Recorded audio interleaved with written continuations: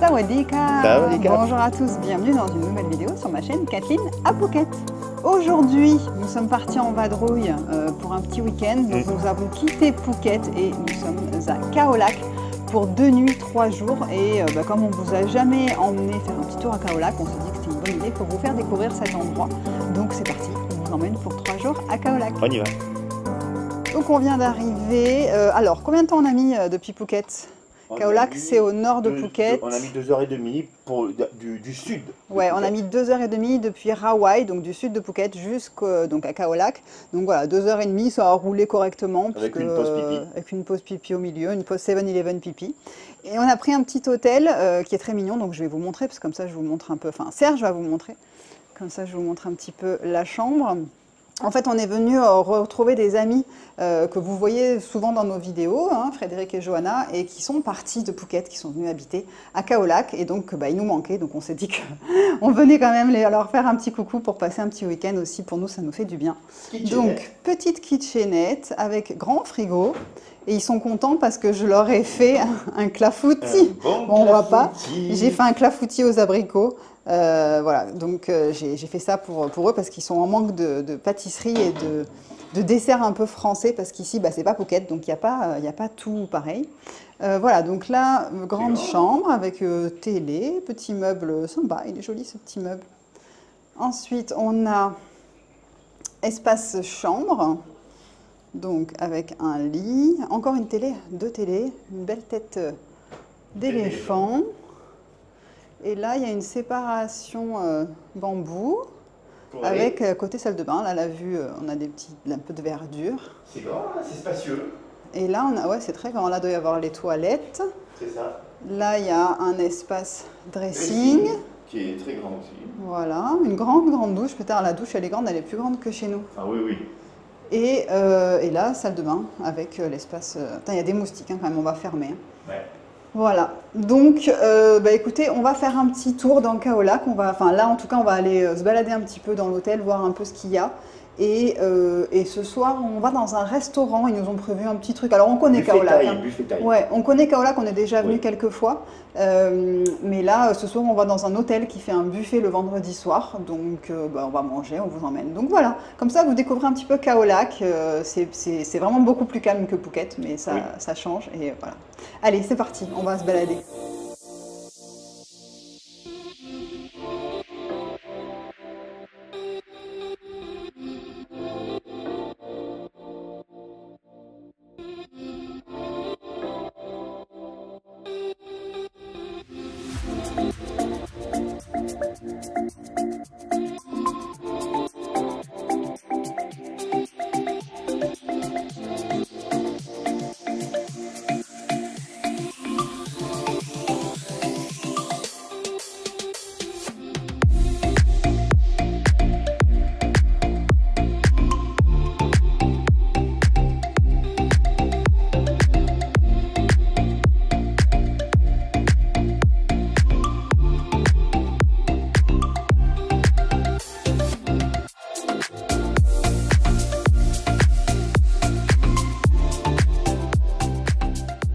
Donc ce soir, on avait Fred et Johanna qui nous avaient dit venez tester un super restaurant d'un hôtel qui fait tous les vendredis soirs un buffet. Donc comme nous sommes vendredi, c'était l'occasion. Donc et que Serge adore les buffets parce que pour rentabiliser les buffets, Serge il répond présent. Fred aussi il est pas mal, hein, il est à la caméra, pas mal non plus. Et donc du coup, là c'était un buffet à volonté pour 600 bahts, un peu moins de 600 bahts. Donc franchement c'est vrai que rapport qualité-prix, ça on n'a pas forcément à Phuket en tout cas. Tout était thaï, tout était très bon, il y avait plein d'entrées différentes, des salades, papaya salade, pomelo, etc. Les plats, il y avait plein de choses, il y a même une option végétarienne. Donc franchement, et il y a même des desserts, donc du mango sticky rice, des beignets de banane, des petits gâteaux. Franchement, on s'est régalé et on n'en peut plus. Là, moi, j'ai ouvert le bouton du gin. Là, ça y est, j'en peux plus. On a bu une sangria aussi en plus, donc un pichet de sangria. Voilà, donc là, c'était première soirée à Khao Lak. Il y a du monde, mais c'est vrai qu'après, ça reste quand même la fin de saison, donc c'est pas non plus plein. Et il y a quand même, de toute façon, quoi qu'il arrive, moins de monde qu'à Phuket. On vous laisse, on va rentrer à l'hôtel tranquillement et on vous retrouve demain matin pour une petite journée playa, découverte. Ouais, voilà, à demain. Et bonjour, c'est la porte en fer. On a bien dormi, on a très bien dormi, on s'est levé assez tôt. Et là, on a traîné ce matin. Serge voulait faire du sport, mais à son grand désespoir, ici, c'est pas non plus... La salle était fermée. La salle était fermée. Elle est ouverte demain. Donc on ira demain, on vous emmènera à la seule salle de sport du coin de Kaolack, parce qu'apparemment c'est assez comique aussi, puisqu'elle est assez vieille, etc. Donc là, on part de l'hôtel. Du coup, il est fin de matinée. Et on rejoint nos amis qui habitent juste à côté. Et on va à la playa. Le programme du jour s'annonce pas très chargé, hein, puisqu'on va aller faire... plage, et ensuite on pense qu'on ira se faire en fin de journée un petit massage, et ce soir on va aller au marché, puisqu'il y a un petit marché là dans le coin, donc comme ça on pourra voir un peu, et le but c'est un peu de vous donner aussi nos points de comparaison par rapport à Phuket, parce que nos amis ils avaient envie de partir justement de Phuket parce qu'il y avait trop de monde, trop de circulation, trop de Russes, etc. Mais il y a beaucoup de Français qui viennent s'installer ici, donc c'est intéressant aussi de vous donner un petit aperçu du coin. Allez, c'est parti, on va à la plage.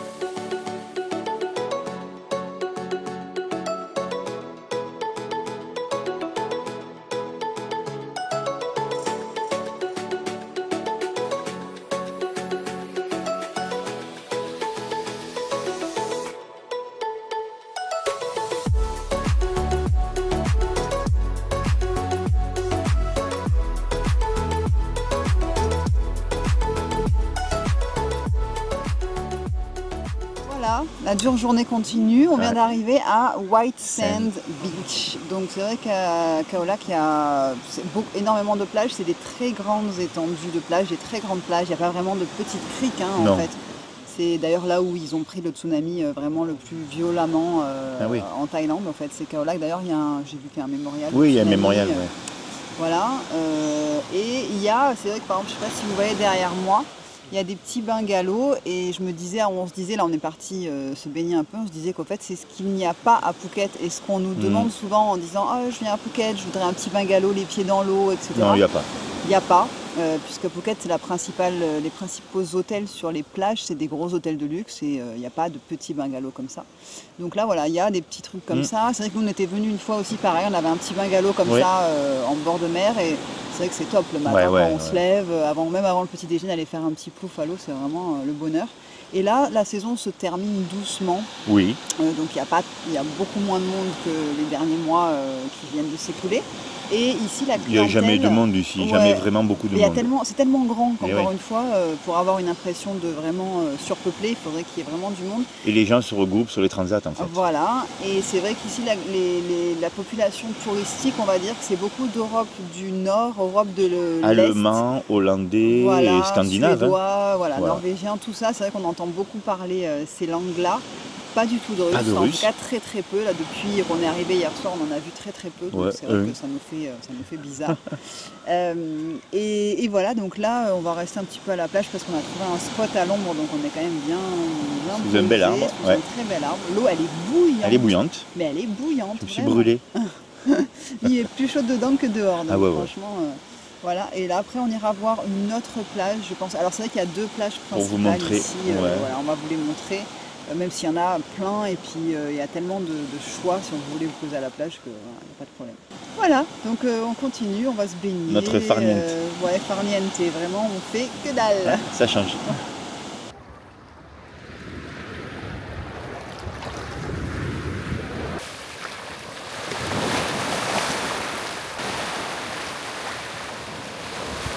On a changé de plage, on s'est mis juste un peu plus loin, donc ça s'appelle Coconut Beach. Donc c'est une plage qui a aussi des transats, mais on peut aussi tout à fait se mettre à côté et se poser sur la plage tout simplement. Encore une fois, il y a un peu de monde, mais franchement c'est tout à fait supportable.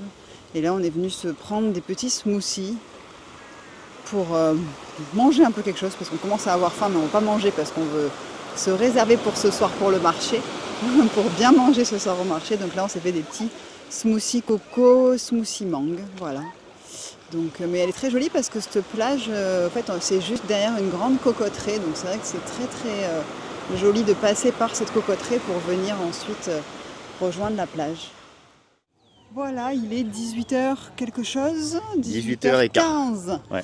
On a été se faire masser, on a fait 1 heure de massage. De massage, all massage. All massage d'1 heure. Alors les prix c'est les mêmes qu'à Phuket. Hein. Oui, c'est pareil. On a payé 400 bahts 1 heure de massage.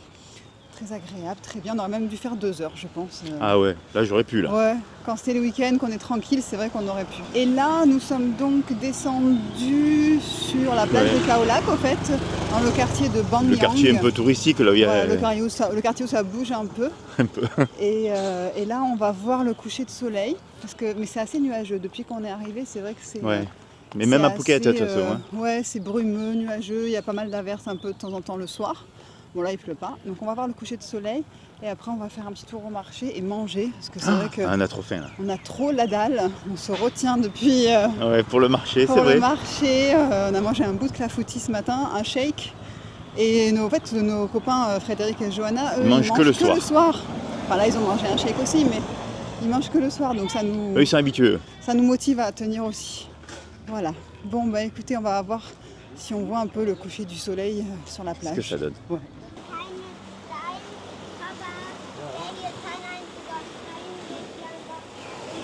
Bon, on a droit à un petit coucher de soleil quand même, à moitié derrière les nuages. Hein, c'est joli, il y a des belles couleurs. À moitié. Ça nous fait penser un peu à Bali, là, ces paysages rochers avec la grande plage mais et plus les joli restos ici. en hauteur. Oui, c'est quand même plus joli ici. Ouais. Le soleil se couche un peu plus tard en ce moment. On est à 7h moins le quart, donc là, on est un peu plus tard. C'est derrière l'horizon. Hein. Eh oui, non, là ouais. Le temps.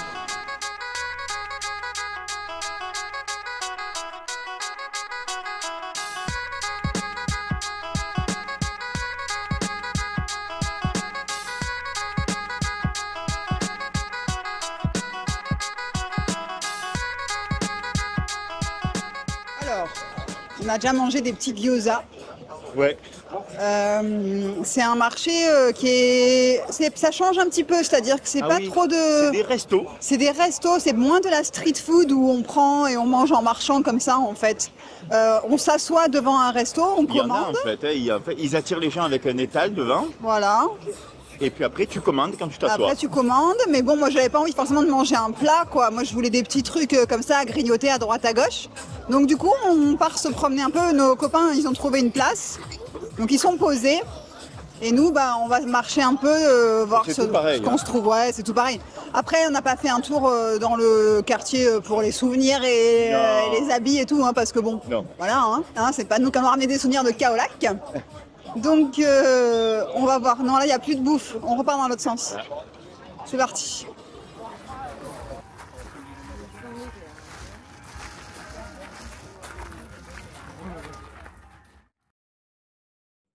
Et bonjour. Bonjour. Deuxième matin dans notre petite chambre, je vais tomber. On a très bien dormi, on s'est levé tard ce matin, on s'est levé à 8h15, on a halluciné. C'est pas de nous. Donc là ce matin nous sommes en tenue de sport, je ne sais pas si vous voyez, puisque nous allons aller à la muscu. Ici il n'y a qu'une seule salle en fait dans le coin, dans les environs, qui est fermée et ouverte à des heures un peu bizarres, puisqu'elle est fermée le samedi matin. Là c'est ouvert mais au fait ça ferme entre 11h et 15h. Enfin, vraiment tout est fait pour des gens qui ne sont pas là à l'année. C'est ça ce qu'on se disait, c'est qu'en fait si vous habitez ici à l'année, c'est quand même un peu compliqué, ne serait-ce que parce qu'il y a la basse saison aussi, une grosse basse saison où vraiment tout est fermé. Là, nos amis font 6 mois, donc eux, ils sont là 6 mois pendant la haute saison, on va dire, donc ça va.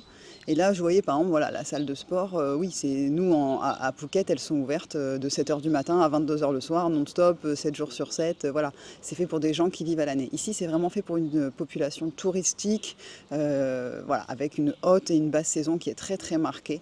Donc voilà, et apparemment la salle de sport, elle fait assez peur aussi au niveau des équipements et au niveau de... Voilà, tout est assez ancien apparemment. Donc voilà, là on est parti pour faire notre petite séance de sport du dimanche matin. Puis on verra ensuite ce qu'on fait. On doit quitter la chambre à midi. Et après, bon, on repartira en direction de Phuket.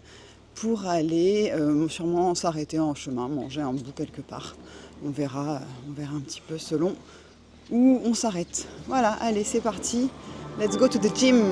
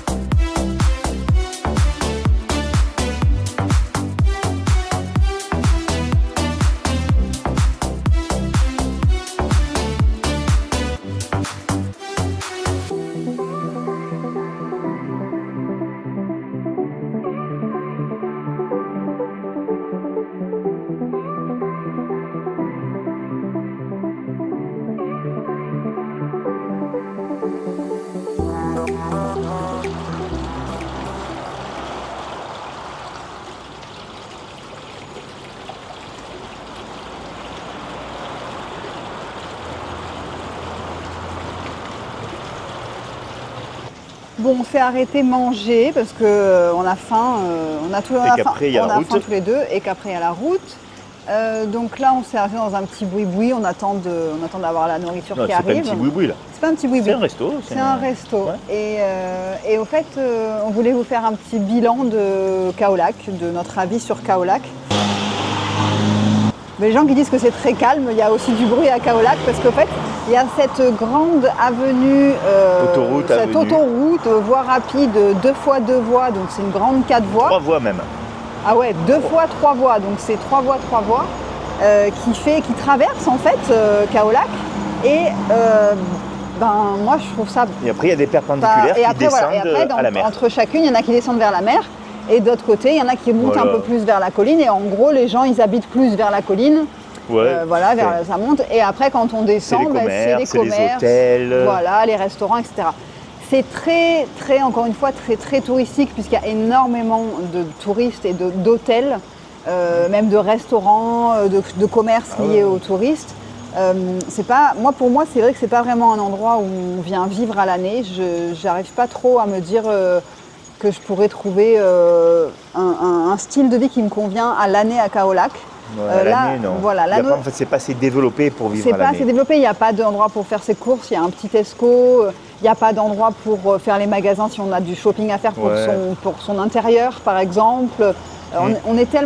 C'est maintenant tellement développé à Phuket qu'au fait, si on nous enlève des choses qu'on n'avait pas. Quand on est arrivé il y a 10 ans, on ne les avait pas. Mais là, maintenant, on nous a mis des choses, on a mis le Ikea, le Decathlon, le Central Festival, le H&M, que maintenant, on est quand même habitué à ça et que si on nous les enlève, non, c'est européanisé. Européanisé, par contre. Et du coup, si on nous l'enlève, c'est vrai que ça se ferait un petit manque. Mais ça reviendrait plus taille-style. Oui, il n'y a pas de problème. Mais moi, l'année, c'est pas un endroit où... Je trouve que ça n'a pas de vie d'expatrié. Voilà. Non, il n'y a pas d'école internationale. C'est vraiment une station touristique balnéaire. Oui.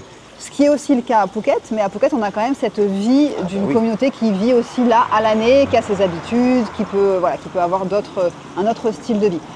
Il faudra qu'on aille aussi sûrement, un de ces 4, passer un petit week-end à Krabi, à Ao Nang, parce que c'est un endroit où aussi beaucoup d'expatriés souhaitent s'installer en dehors de Phuket, parce qu'en fait, maintenant, Phuket attire un petit peu moins de monde, de par le développement qui peut aussi freiner certaines personnes à venir y vivre à l'année. Mais il faudra qu'on aille faire un petit week-end à Krabi, à Ao Nang, pour savoir notre avis aussi. Ouais. Voilà, donc là, Kaolack, c'est vrai qu'on connaissait, c'est pas une découverte. Non, mais là, c'est agréable parce que c'est très nature, quoi. Par contre, il y a des champs de cocotiers, des palmiers, oh là là, ça c'est super agréable. Quand on retrouve ça, c'est... On retrouve certaines choses qu'on avait à Phuket et qu'on n'a plus, puisque toutes les cocoteries, ils les ont rasées fait, pour faire des condos. En tout cas, dans le sud de Phuket, Ouais, nous à Hawaï, ça rase à tout va. Donc voilà, il y a ce côté nature qui fait du bien, ça c'est sûr. La plage, on est tranquille, il n'y a personne, l'eau est bouillante. On n'est pas les uns sur les autres comme ça peut l'être sur la plage de Nayarn, par exemple. Donc il y a ce côté-là où c'est beaucoup plus tranquille et c'est ce que souhaitaient nos amis qui sont venus s'installer ici. Et voilà, et je comprends tout à fait. Maintenant, moi, on se dit toujours que quand on sera plus vieux, on ira ailleurs, peut-être qu'à Phuket pour notre retraite, parce qu'on n'aura pas de retraite, mais voilà. Mais je pense pas que ce sera Khao Lak en tout cas. Non, à l'année, encore une fois, ça va être difficile parce que tout ferme en fait. Il faut vraiment comprendre ça, c'est que vraiment, après, à partir d'avril, mai, les commerces, les restos ferment, ils ont fait leur saison.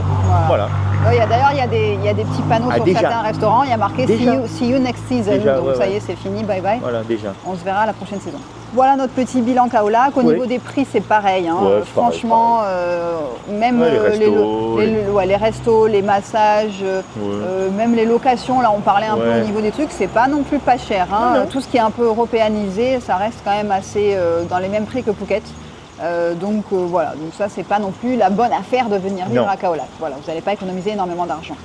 Bref, voilà, on espère que ça vous aura plu en tout cas de nous avoir suivis pendant cette petite escapade à Khao Lak.